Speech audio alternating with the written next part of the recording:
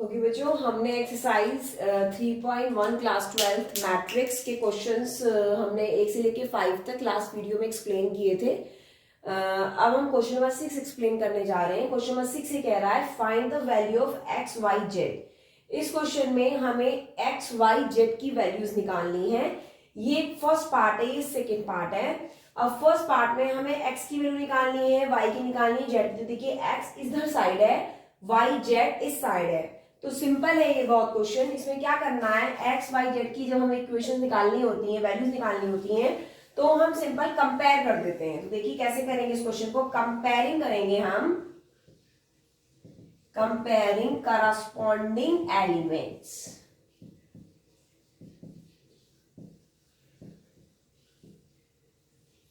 Corresponding element मतलब x कौन से उस पे बैठा हुआ है, कौन से नंबर पे बैठा हुआ है, ये देख लीजिए कौन सी रो और कॉलम में बैठा हुआ है। जैसे मैंने लास्ट वीडियो में बताया था, ये मेरी रो R1 है, ये मेरी रो R2 है, ये मेरा कॉलम 1 है और ये मेरा कॉलम 2 है। तो ये जो एक्स है, इस एलिमेंट की सिटिंग कहां हो रही है, 2 and 1, मतलब ये बेसिकली A2 1 वाला एलिमेंट है। इसी की करस्पॉन्डिंग हमें एलिमेंट देखना है A2 1। तो देखिए ये R1 है इस मैट्रिक्स के लिए, ये मैट्रिक्स की R2 है, ये हमारा कॉलम 1 है, ये हमारा कॉलम 2 है। तो इसका करस्पॉन्डिंग एलिमेंट कौन सा हो जाता है, ये 2 1 है तो 2 1। इसका मतलब इसका करस्पॉन्डिंग एलिमेंट आपका ये आ रहा है, राइट। तो यहां से हम सीधे सीधे एक्स की वैल्यू लिख देंगे 1। This is the answer. X की वैल्यू 1 आ गई। वो कह रहा है ना एक्स वाई जेड की वैल्यू निकालिए। तो ये मैट्रिक्स है, ये मैट्रिक्स है। हमने इस मैट्रिक्स को समझने की कोशिश करी कि इसमें एक्स की सिटिंग, एक्स एलिमेंट जो है वो कहां बैठा हुआ है। हमने लास्ट वीडियो में बताया था मैट्रिक्स के बारे में कि ये हमारी R1 है, मतलब रो क्या होती है हॉरिजॉन्टली और कॉलम्स क्या होती है वर्टिकली। तो एक्स कहां बैठा था, A2 1 पे, और इसका करस्पॉन्डिंग एलिमेंट भी A2 1 क्या है, 1। तो एक्स की वैल्यू 1 आई। इसी तरीके से आप रिस्पेक्टिवली वाई एंड जेड की वैल्यू निकाल सकते हैं। देखिए जरा, वाई कहां बैठा है, 1 1, तो A1 1 में बैठा है, A1 1 क्या है 4, तो इसी से वाई की वैल्यू आ चुकी है 4। नेक्स्ट निकालिए जेड की वैल्यू। जेड की वैल्यू क्या हो गई है, 3। सिंपल सा सॉल्यूशन है इसका। एक्स की वैल्यू 1, वाई की वैल्यू 4 एंड जेड की वैल्यू 3। अब देखते हैं सेकंड क्वेश्चन। सेकंड क्वेश्चन में हमसे कह रहा है x plus y 2 y plus z x y, ये एक मैट्रिक्स है और 6 2 5 8 इसकी करस्पॉन्डिंग एलिमेंट है। तो देखिए जरा कैसे करेंगे इस क्वेश्चन को। हम पहले लिख लेते हैं, वाली लाइन सेम लिख लेना आप, कंपेयरिंग करस्पॉन्डिंग एलिमेंट। देखिए जी करस्पॉन्डिंग एलिमेंट देखते हैं, ये रो 1 है, ये कॉलम 1 है। इसका मतलब यहां x प्लस वाई का करस्पॉन्डिंग एलिमेंट क्या हो जाएगा, 6। ये इक्वेशन फर्स्ट बन गई, क्योंकि ये जो x और y है आपस में एक रिलेशन है, x plus y is equal to 6। तो यहां से हमारी इक्वेशन बनती है। नेक्स्ट इक्वेशन क्या बन गई, ये वाली y प्लस जेड, इसका करस्पॉन्डिंग एलिमेंट क्या है, 5। ओके, तो यहां से मुझे दिख रहा है कि मैं जेड की वैल्यू निकाल सकती हूँ। निकालिए, जेड की वैल्यू आ गई 5, ये 5 इधर जाके क्या हो जाएगा -5, तो जेड की वैल्यू आ गई आपकी 0। ओके, नेक्स्ट एक्स वाई, ये जो हमारा एलिमेंट है कहां बैठा है, रो 2 कॉलम 2 A2 इसका करस्पॉन्डिंग एलिमेंट क्या है, 8। तो x y is equals to 8। ये मेरी इक्वेशन थर्ड हो गई है। अब मैं एक काम करती हूँ, फ्रॉम इक्वेशन फर्स्ट से मैं एक्स की वैल्यू निकालती हूँ। एक्स की वैल्यू मेरी जाएगी 6 माइनस वाई। इसको मैं इस इक्वेशन थर्ड में पुट कर देती हूँ एक्स की जगह। तो 6 minus y is equal to 8। तो 6y माइनस का y square equal to 8, minus y square पहले लिख लेंगे, प्लस का 6y is equal to 8। Minus से आप इस इक्वेशन को डिवाइड कर दीजिए, तो वाई स्क्वायर माइनस का 6y इक्वल्स टू -8। तो वाई स्क्वायर माइनस का 6y प्लस 8 इक्वल्स टू 0। ये माइनस से जाके +8 हो जाएगा। ये आपकी स्प्लिटिंग से आपकी सॉल्व हो रही इक्वेशन। 4 2 जा 8, तो इसका मतलब वाई स्क्वायर माइनस का 2y माइनस का 4y plus 8 equals to 0। Okay, यहां से y कॉमन आ रहा है तो y की वैल्यू होगी y माइनस 2, यहां से -4 कॉमन आ रहा है तो y माइनस 2, y है बेटा। यहां से y माइनस 2 कॉमन ले लीजिए, इसका सॉल्यूशन मैं यहां कर रही हूं।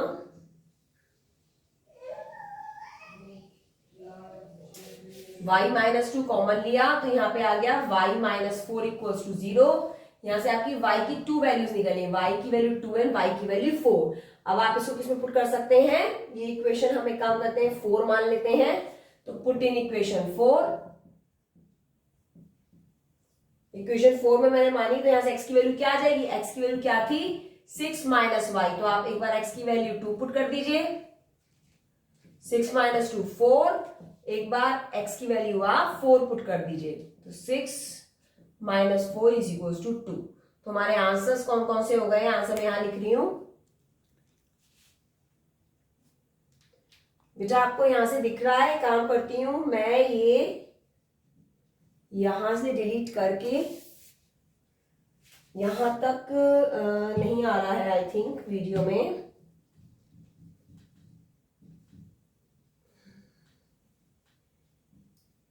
इसके आगे मैं यहां आपको एक्सप्लेन करती हूं दोबारा। लाइन की जिंदगी यहाँ के आगे आ नहीं रहा है।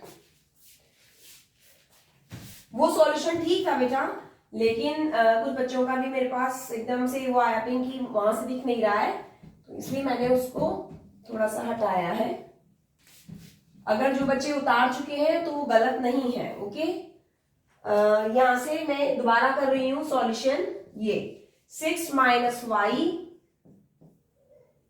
Cross y is equal to 8। यहां तक समझ में आ गया होगा सबको, मैं दोबारा एक्सप्लेन कर रही हूं।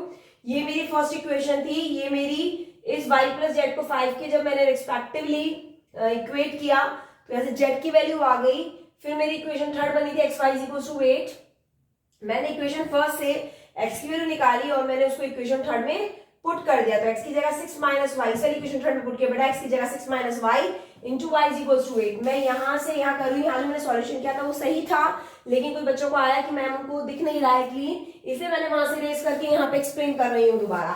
जिसने वो लिख लिया हो वो ठीक था। ओके, तो 6 minus y into y is equal to 8, तो मैं मल्टीप्लाई करती हूँ 6 y minus y square is equal to 8, minus y square plus का 6 वाई, इधर ले जाके माइनस 8 इक्वल टू 0 जाएगा, माइनस आप डिवाइड कर दीजिए, Y square minus 6 Y plus 8 is equal to 0, factor कीजिए, Y square minus 2 Y minus 4 Y plus 8, y common ले लीजिए, y माइनस 2 माइनस 4, तो y माइनस 2 अगेन कॉमन आ रहा है, y माइनस 2 पूरे में से कॉमन आ रहा है, यहाँ पे y की वैल्यू हो गई 2 एंड 4।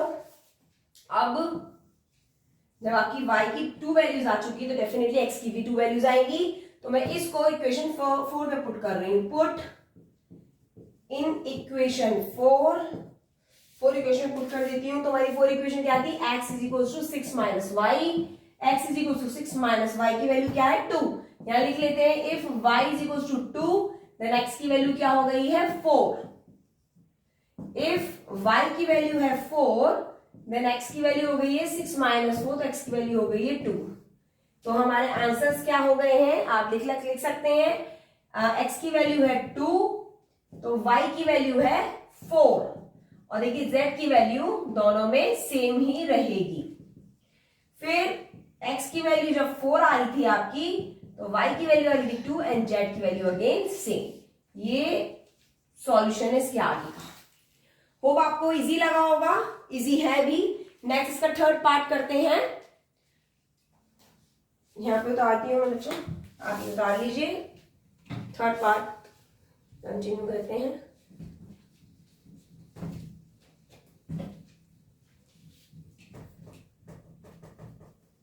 नेक्स्ट ये आपका थर्ड पार्ट है, इसको भी इसी तरीके से करिए तो सिंपल आपको दिख भी रहा होगा कि भाई ये इसके इक्वेट हो रही है, ये इसके इक्वेट हो रही है, इसके इक्वेट हो रही है, 3 इक्वेशंस आ रही हैं, 3 इक्वेशंस को आपस में एलिमिनेशन या सब्स्टिट्यूशन जो भी आपको लगता हो वो लगा के आप एक्स वाई जेड की वैल्यू इजिली फाइंड कर सकते हैं। देखिए आप अपनी कॉपी पे खुद से ट्राई करिए, यहाँ पे मैं सॉल्यूशन दे रही हूँ, फिर आप लास्ट में अपना आंसर रीचेक करिए। ओके, मैं यहाँ पे लिख दे रही हूँ कंपेयरिंग करस्पॉन्डिंग एलिमेंट। तो x plus y plus z is equal to 9, equation first हो रही है मेरी। x plus z is equal to 5 हो रही है, this is equation 2। y plus z is equal to 7, equation third. अब देखिए यहां से मुझे दिख रहा है कि इक्वेशन सेकंड इक्वेशन थर्ड में अगर मैं एलिमिनेशन लगाती हूं तो मेरा जेड कट रहा है, तो मैं इन्हीं दोनों इक्वेशनों को दोबारा लिखती हूं। From equation second and third, x plus z is equal to 5, y plus z is equal to 7। लगाइए एलिमिनेशन ही कटा, तो x minus y is equal to minus का 2।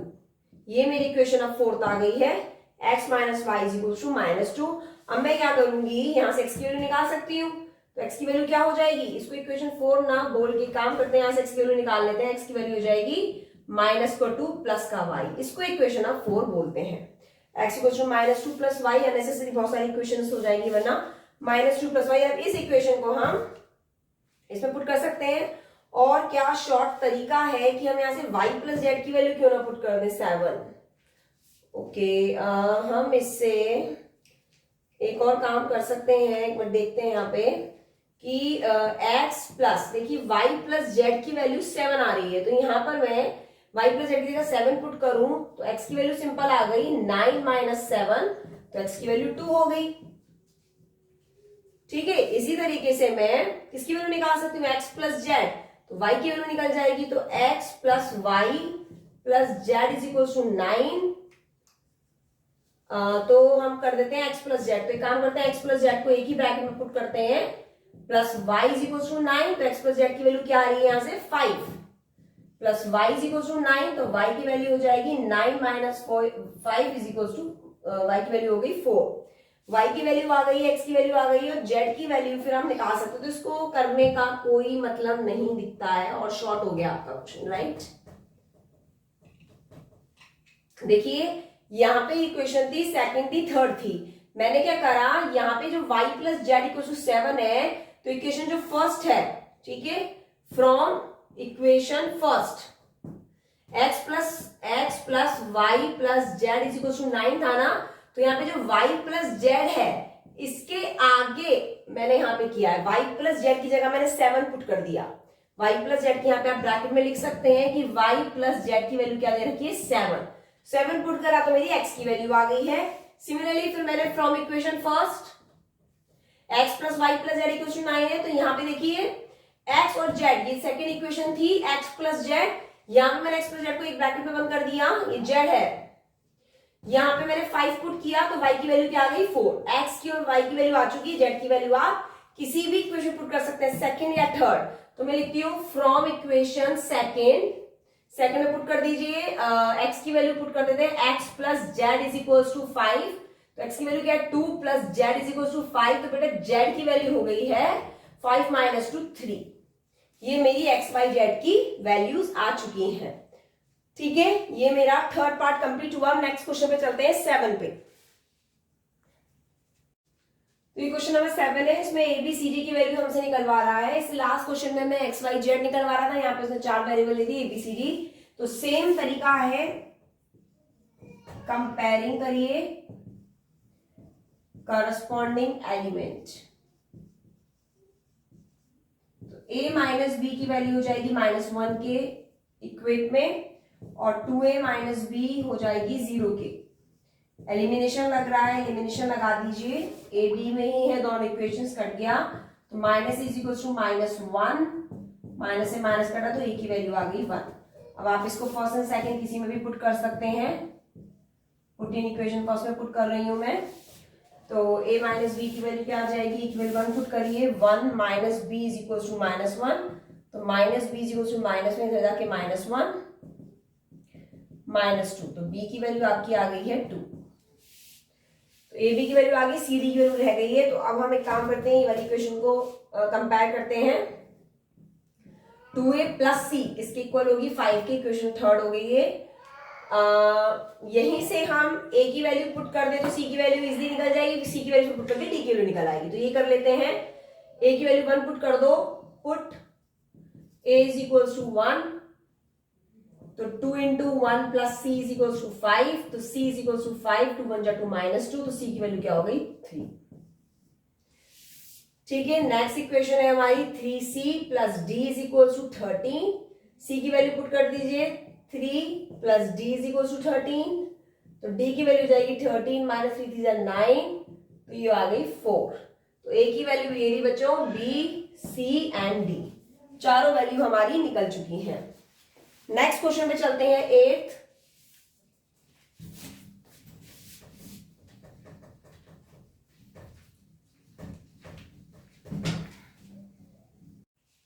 ओके बच्चों, ये क्वेश्चन नंबर 8 है। ये कह रहा है कि ये A इज इक्वल्स टू, ये जो मैट्रिक्स दे रखी है ये एक स्क्वायर मैट्रिक्स है।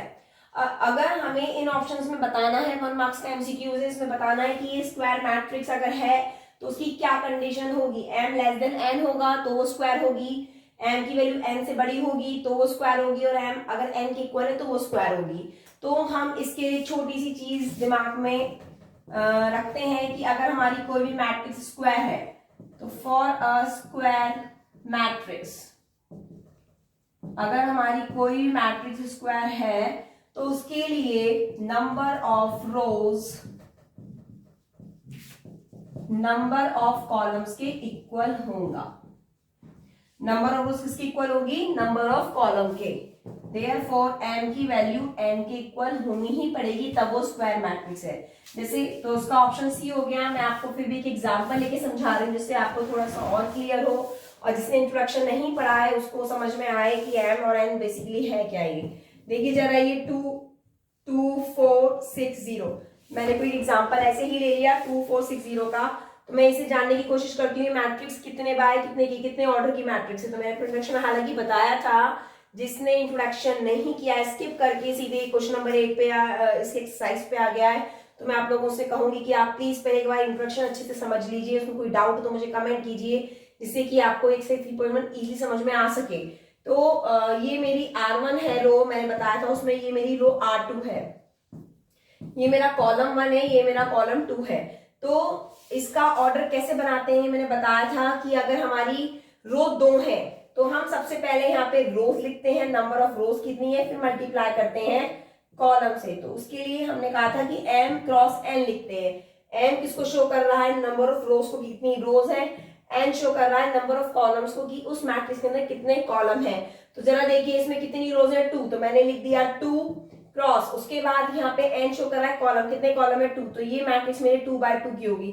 इसका मतलब m की वैल्यू 2 है तो n की वैल्यू भी 2 है, तो यहाँ पे m n इक्वल है आपस में, तो ये मेरी स्क्वायर मैट्रिक्स होगी, ये मेरी स्क्वायर मैट्रिक्स होगी। तो स्क्वायर मैट्रिक्स के लिए हमें हमेशा ये दिमाग में रखना है n की वैल्यू n है। कुछ बच्चे कहते हैं कि मैम अगर m की वैल्यू n की इक्वल नहीं है तो वो कौन सी मैट्रिक्स है, तो वो रेक्टेंगुलर मैट्रिक्स होगी। जैसे सपोज 2 बाय 3 मैट्रिक्स अगर होती है तो वो स्क्वायर मैट्रिक्स तो नहीं है, तो वो मैट्रिक्स कौन सी हुई, रेक्टेंगुलर मैट्रिक्स। रेक्टेंगुलर मैट्रिक्स आपके सिलेबस में नहीं है, उसके क्वेश्चंस भी नहीं है कि ऐसे एमसीक्यूज में भी नहीं आता, लेकिन मैंने आपको बता दिया इन फ्यूचर कभी कुछ आता है तो आप कह सकते हैं कि स्क्वायर मैट्रिक्स ये होती है और रेक्टेंगुलर मैट्रिक्स वो होती है, जो स्क्वायर मैट्रिक्स नहीं होती वो रेक्टेंगुलर मैट्रिक्स होती है। अब हम क्वेश्चन 9 पे चलते हैं।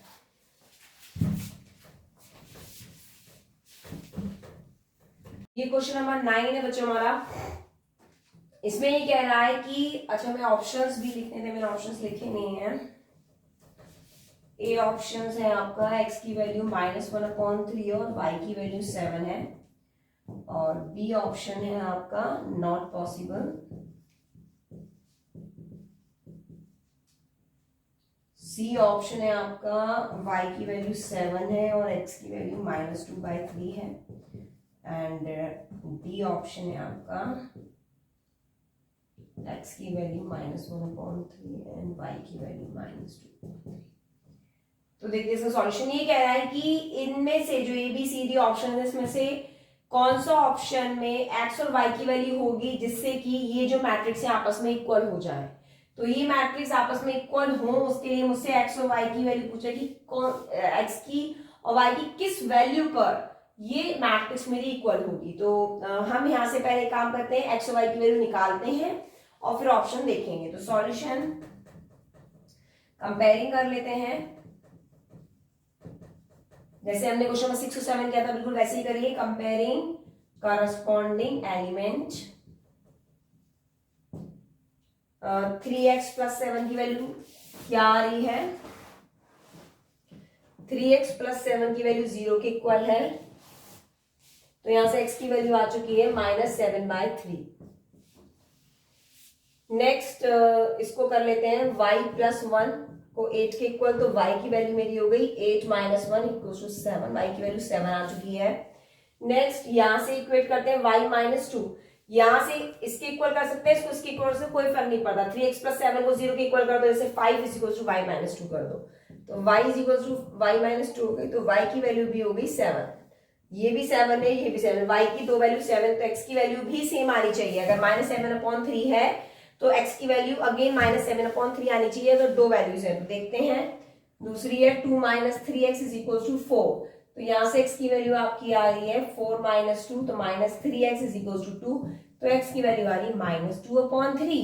बट ये वैल्यू तो इक्वल नहीं है, तो इसका मतलब ये हो गया, क्योंकि हमें बोला गया था कि x और y की किस वैल्यू पे ये जो मैट्रिक्स है वो इक्वल होगी। अब देखिए इस कंडीशन में y की वैल्यू तो दोनों सेम है, लेकिन x की वैल्यू डिफरेंट है, तो हम ये कहेंगे कि अगर ऐसा है कि x की इस मैट्रिक्स में अगर x की 2 वैल्यूज आ रही है, तो ऑप्शन हमारा हो जाएगा बी की not possible to find x and y। हम x और y की वैल्यू फाइंड नहीं कर सकते, तो हम लिख सकते हैं इन दिस मैट्रिक्स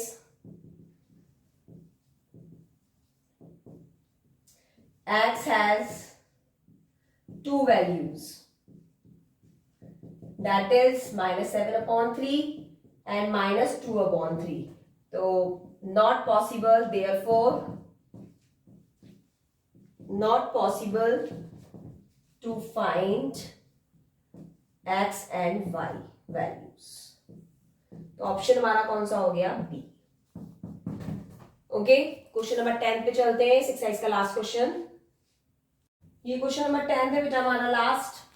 ये कह रहा है हमसे इस क्वेश्चन में कि the number of all possible matrices of order 3/3 with each entry 0 और 1, मतलब हमें ये बताना है कि 3/3 अगर हमारी उस मैट्रिक्स का ऑर्डर है और उसमें क्या क्या एंट्री होनी चाहिए, 0 या फिर 1, तो हमारी कितनी ऐसी मैट्रिक्सेस हैं, ऑल पॉसिबल मैट्रिक्सेस मतलब कितनी पॉसिबल मैट्रिक्स बन सकती हैं जिसका ऑर्डर 3/3 हो और उसमें एंट्री क्या भरी जाएगी, 0 और 1, उसके अलावा और कोई नंबर उसमें नहीं आ सकता है। तो उसने ऑप्शंस हमें दिए हुए हैं कि मैट्रिक्स 27 बनेगी, 27 या 18 बनेगी या 81 या 512। तो अगर ऑर्डर हमारा 3/3 और एंट्री 0 बने तो कितनी पॉसिबल मैट्रिक्स हमारी बन सकती है। तो इस क्वेश्चन को थोड़ा डायग्राम के अकॉर्डिंग थोड़ा समझने की कोशिश करते हैं। 3/3 मैट्रिक्स कह रहा है बच्चों को, और एंट्री क्या है, या तो 0 या 1, तो यहाँ पे दो एंट्री में से कोई भी एक आएगी या दोनों भी आ सकती हैं। ये मैंने थोड़ा सा डायग्राम बनाया है, देखिए या यहाँ पे 0 1 या यहाँ पे 0 1। जैसे कि छोटा सा और एग्जांपल लेती हूँ इसको समझाने के लिए कि दो एंट्री है, दो एंट्री का मतलब क्या है कि या तो यहाँ पे 0 आएगा या 1, ऑप्शन है ना हमारे पास 0 या 1, तो ये हो सकता है या तो सारी 0 हो, एक तो मैट्रिक्स ही बन सकती है, तो ये पॉसिबल मैट्रिक्स है। दूसरी क्या बन सकती है, सारी सारी 1 1 हो, राइट। तीसरा क्या तरीका है, ये भी हो सकता है 0 1 0 0 0 1 0 0 0, ये भी बन सकती है। कोई बच्चा कहेगा एक काम करिए मैडम ऐसा बना दीजिए 1 0 0 0 1 0 0 0 1। किसी और ने कहा मैडम एक काम करिए ऊपर वाली 0 कर दीजिए, दूसरी वाली भी 0 कर दीजिए, लास्ट में 1 कर दीजिए। ऐसे तो बहुत सारी मैट्रिक्स बन जाएगी, मैं कहां तक बनाती रहूंगी। तो इसके लिए क्वेश्चन में आया आपको क्या कहना चाह रहा है कि ऐसे 3/3 सारी 3/3 मैट्रिक्स मैंने बनाई है, तो 3/3 की कितनी मैट्रिक्स बन सकती है अगर उसमें एंट्री केवल 0 या 1 हो। अब देखिए इसमें भी 0 1 है, इसमें भी 0 1, इसमें 0 1, इसमें केवल 1 1, इसमें 0 0 0 हो या 1 हो या 0 1 दोनों हो सकती हैं। ओके, तो इसके लिए हम ये एग्जांपल अगर आपको थोड़ा सा रफ में समझने के लिए करना हो तो आप कर सकते हैं। तो इसको लिखते हैं हम सॉल्यूशन में कि नंबर ऑफ एलिमेंट्स कितने हैं हमारे,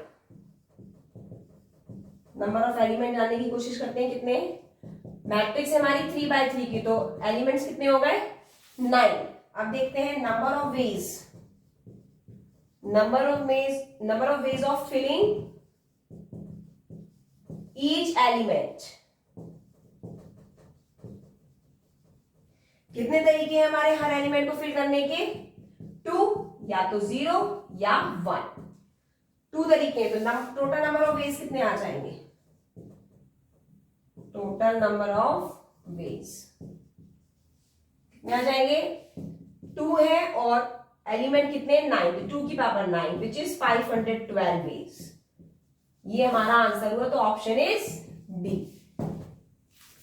क्लियर बच्चों? तो ये हमारा क्वेश्चन नंबर 10 कंप्लीट हुआ। आज हमने एक्सरसाइज 3.1 हम फिनिश कर लिए हैं। इस एक्सरसाइज से रिलेटेड जितने भी एग्जाम्पल्स एनसीईआरटी के हैं प्लीज आप उनको कीजिएगा। अगर उस एग्जाम्पल में से किसी भी एग्जाम्पल में अगर आपको छोटा सा भी डाउट होता है तो कमेंट करके मुझे बताइएगा। हम अभी 3.2 एक्सरसाइज का इंट्रोडक्शन स्टार्ट करेंगे। So thank you and bye bye.